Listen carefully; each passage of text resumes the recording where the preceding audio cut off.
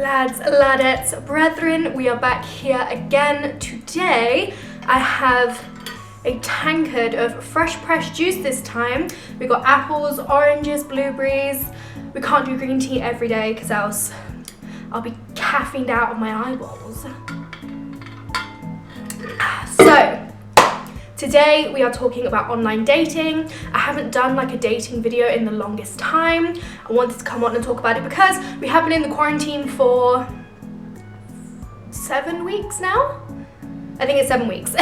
And even before that, like online dating, if you are a foreign woman in China, you don't have much Chinese, and all of the teachers at your school are men, like is my case, it might be the only way to meet Chinese guys, to try and find a nice boyfriend who can, you can share cultures with, because that's the whole reason that, these relationships come about, is because people want to share cultures and they want to have, they want to have a great experience.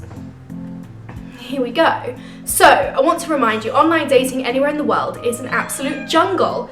Huh? Yeah. It's a jungle. It's an absolute jungle. So don't think it's going to be any easier than in the UK or the US or wherever you're from. It's probably going to be harder.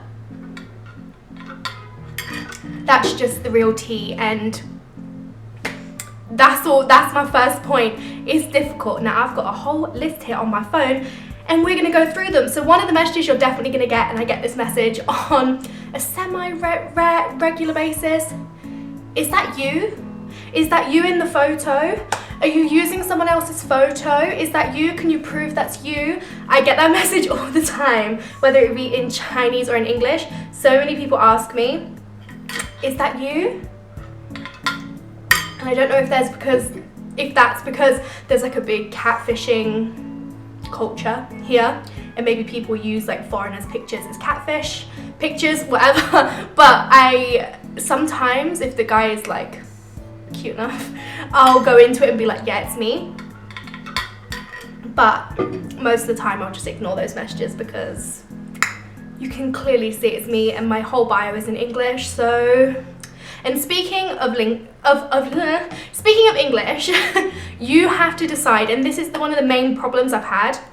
You've got to decide if you only want to speak English or if you're prepared to like translate and work on your Chinese, because the amount of times I have started off typing in Chinese because I've thought, I can say, where I'm from and what I do and how old I am and what my name is and all of this in Chinese. But then you get to a certain point where you kind of start to have a connection, everything's great and it's wonderful, and then you realize my Chinese does not stretch this far. I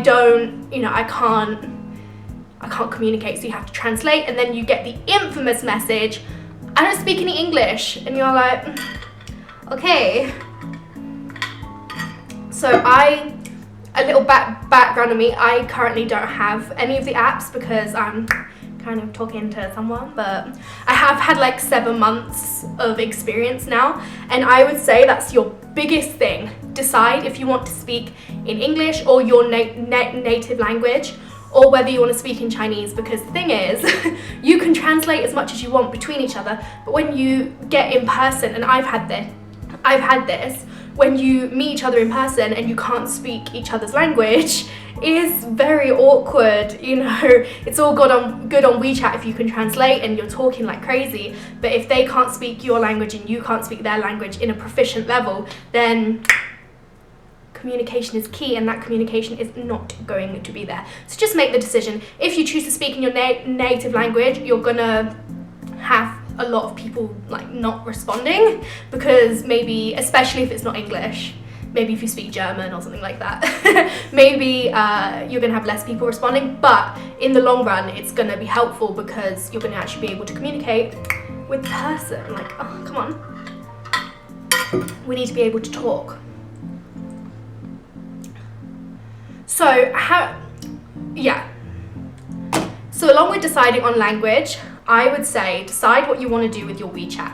You can go one of two ways, because guys will always ask for your WeChat. Now, I don't know if it's the same as giving out your number, because you can give out your WeChat. I've done that. I've given out my WeChat. You just have to know the kind of risks that come with that. Like, I have some horror stories which I will be sharing in another video, where giving out WeChat can be risky. It can be really risky. Like, you can get doxxed, you can, you know, all sorts of things can happen. But what I would say is, if you're not going to give someone your WeChat,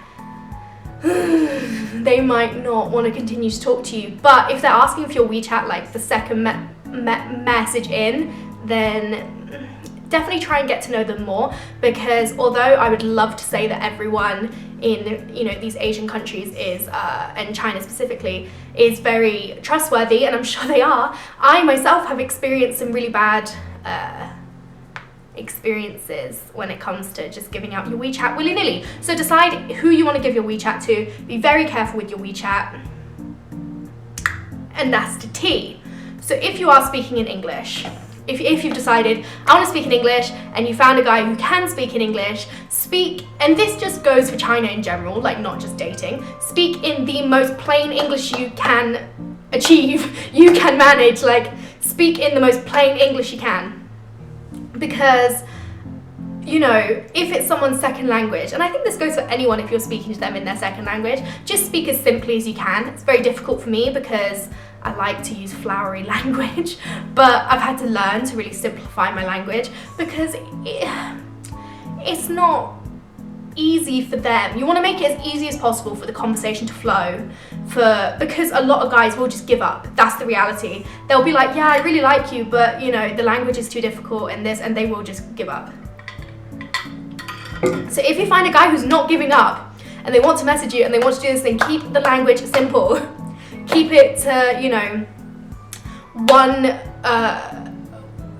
like simple sentences, like one question per sentence. Don't be using commas, don't be using any of this. Just keep it super simple, because, oh my God, it's gonna be so difficult for them. And, you know, just try and keep it easy for them.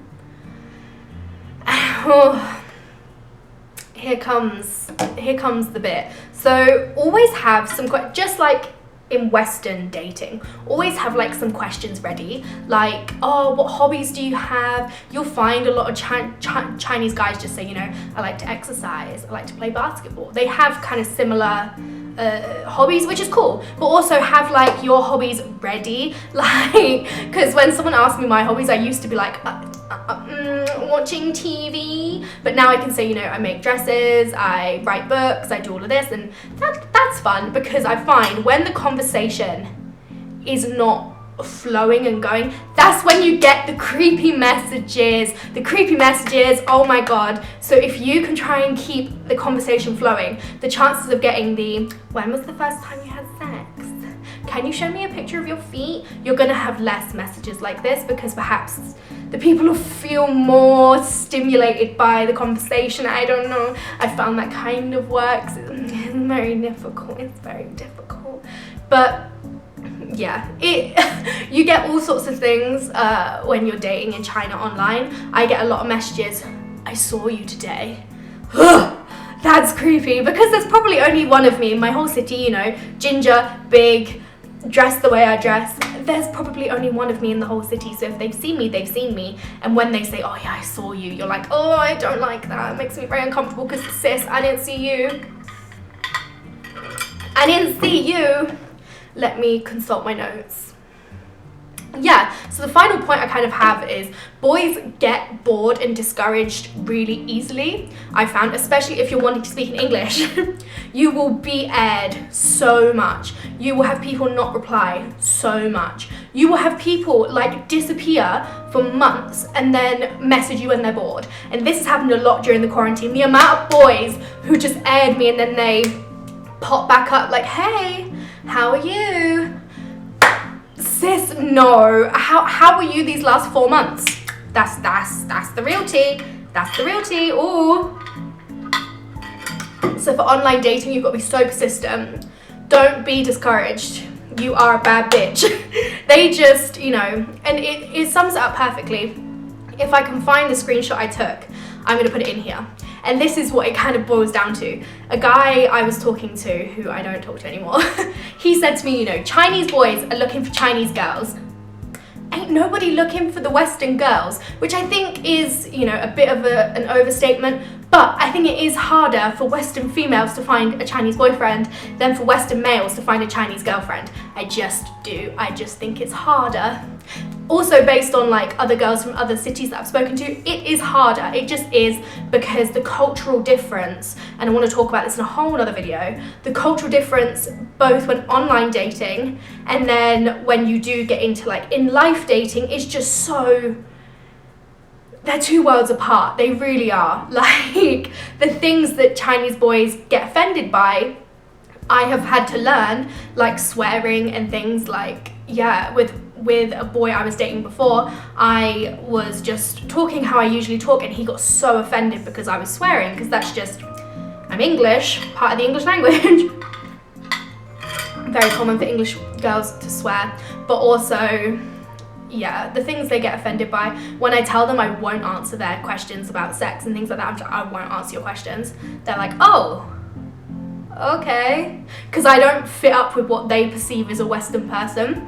So you're gonna shock people, you're gonna surprise people, you're gonna have people air you, you know, people trying to sell you stuff as well. Guys trying to sell you like skincare and things, just brush that under the rug. You know, just keep your head high, keep going. It's not essential to have a boyfriend in life, but if you are here and you have been like online dating during the quarantine and you haven't been having like fruitful conversations, those are my best tips. Or if you are planning to come to China, I know maybe some people won't because of the virus, but if you are and you want, because the Chinese boyfriends I've had before it's gone like tits up, they've been really nice, and the Chinese guys I have spoken to who have been nice guys are really nice guys, and I do think that Chinese boys do make good boyfriends, but you just gotta get past, the cultural bit, sis, because it's difficult. So I wish you all luck. If you have any questions, leave them down in the comments. Check me out on Instagram and Twitter. And until next time, have a wonderful day and keep safe, everyone. I know it's a hard time, but please do keep yourself safe, and I will see you next time. Bye.